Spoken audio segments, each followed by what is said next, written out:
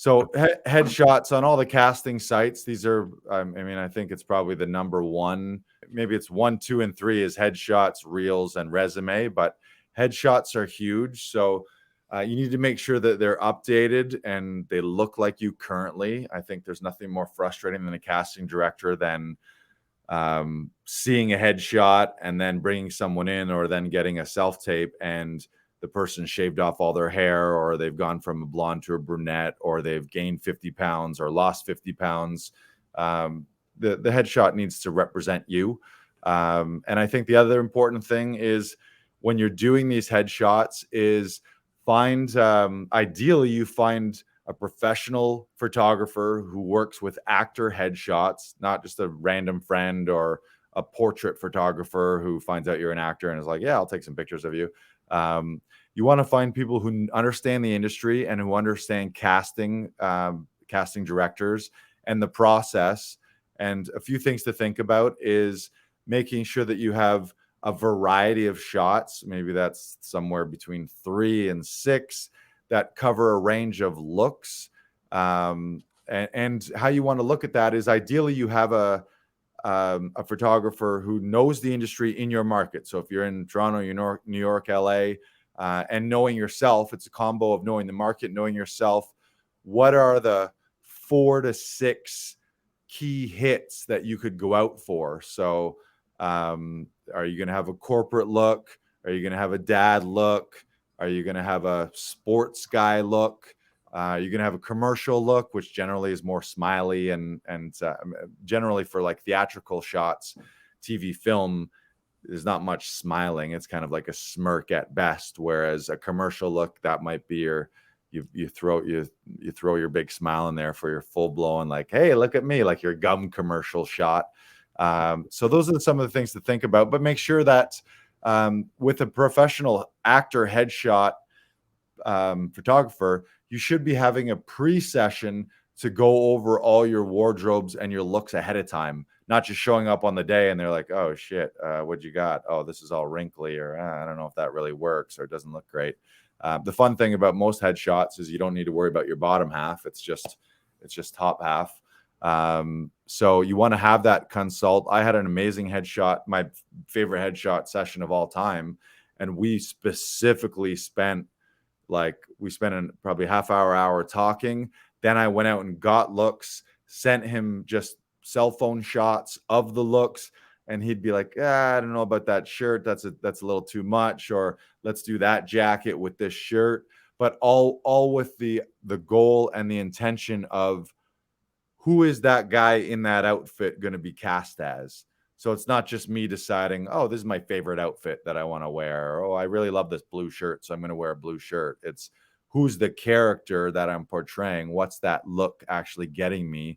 So that if it's a lawyer, then I got to look that, okay, this looks like a corporate lawyer or a CEO type or a businessman or a real estate guy. Like every look can kind of pass as a few different characters versus maybe the undercover cop look might also be like the post-apocalyptic kind of Walking Dead type look, or the undercover cop, or like the bad boy criminal type. Like often an undercover cop could be the bad guy, like the criminal and the undercover cop might look the same.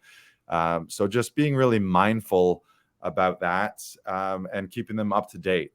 And then your agent, if you have an agent, the brilliant thing about that is if there's a corporate role, they can send your corporate look. If there's the more bad boy look, then they can send the one where you maybe got the jean jacket or you're a little more rough around the edges. Or maybe for guys, I know in mine, I went into the shot or to the shoot with some scruff, and then I brought clippers and shaved 3/4 of the way through just for the last couple looks. So I had one clean corporate look, or one like commercial dad type look where I was completely clean shaven.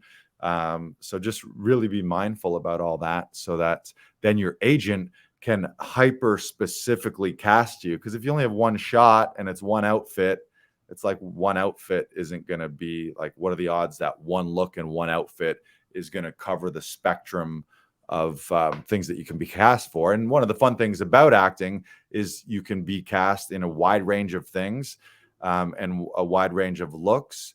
But you got to look those parts. It's like you can't send in, like, if you're wearing a ratty t-shirt and a jean jacket, what are the chances you're going to submit that to be the CEO role or the ultra luxury real estate agent in a film? Like, it just doesn't match up. So casting, yeah, maybe they have some creativity, but better to show them like, oh, that looks like the guy. And then if you look like that and then you have the acting chops to back it up, you got a great chance of doing well. And if you don't look like it, they might not even click your button on the casting sites. And the other thing I would just say is, remember, with your headshots, more than ever, it's a thumbnail game. So you have to have good lighting. Your face and specifically your eyes have to be well lit. Again, this is really on the photographer knowing what they're doing. But you can judge this by looking at the photographer's portfolio.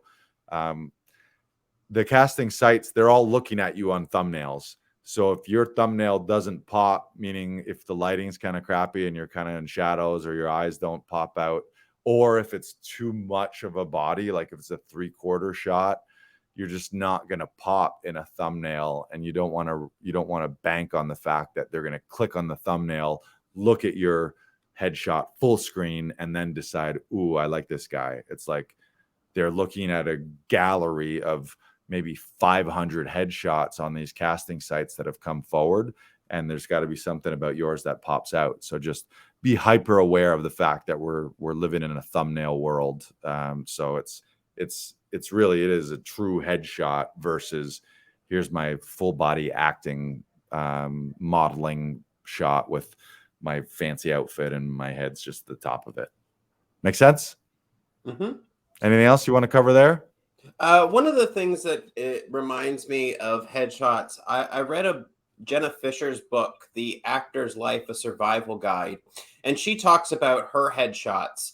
And this is one of them right here. This one.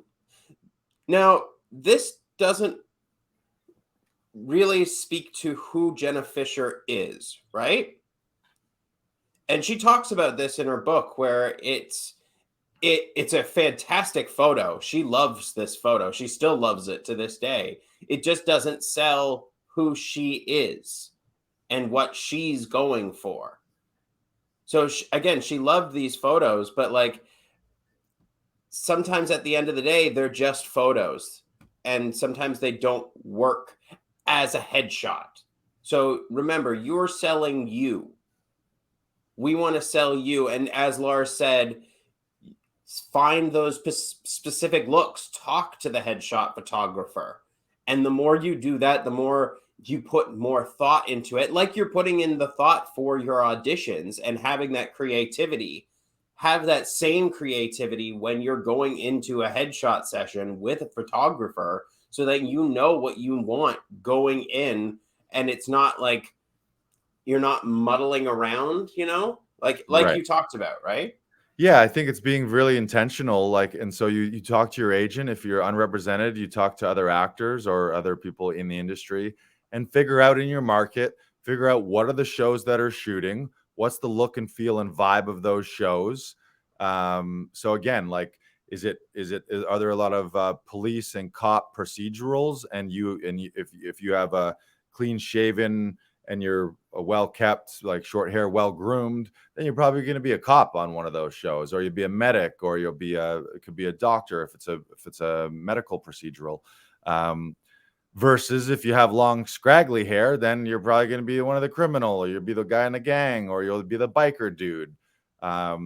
So it's just identifying all those niches. But to speak to your point and to Jenna Fisher's ideas, yeah, you want the shots to capture the essence of you. So don't go too far out of your way to get shots that just aren't your vibe, or aren't the thing that you want to be portraying. Remember that you have choice. And I think early on in people's career, there's sort of an idea of, oh, I just got to say yes to anything, and anything anybody will give me, I'll take. But there's maybe certain roles that you don't want, or you don't want to get typecast as.